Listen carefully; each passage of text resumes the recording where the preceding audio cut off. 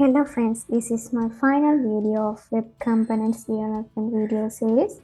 So in this video I want to show you how to use web listeners. What is web listener? We know that web listener is which is listen for web services like HTTP request. This listener is started by adaptive.sh and defined by directive listener or port in http://pd.config for web server. And when we type request like http://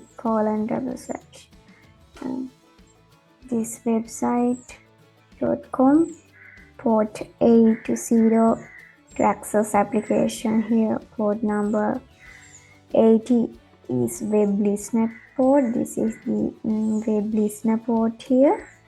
So these are the different types of web listeners. We know that there are two set of web listeners. One is web.xml and other is annotation based web listeners. So in this case there are several types of web listeners: servlet context listener, servlet context attribute listener, HTTP session listener, HTTP session attribute listener, servlet request listener, and also servlet request attribute listener.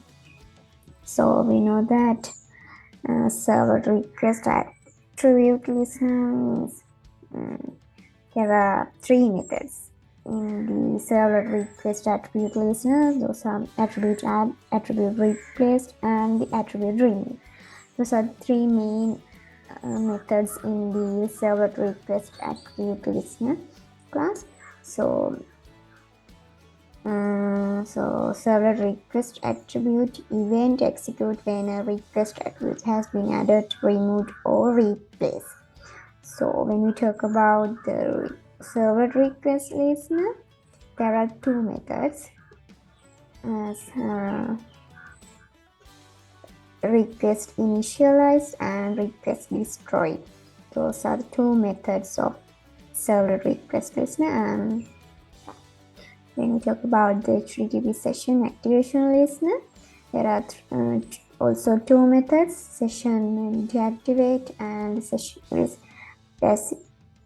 passivate. So you have an attribute class and you want object of this type of to be notified when the session to which they are bound migrating to and from another JV. So this is the main idea of HTTP session activation listener.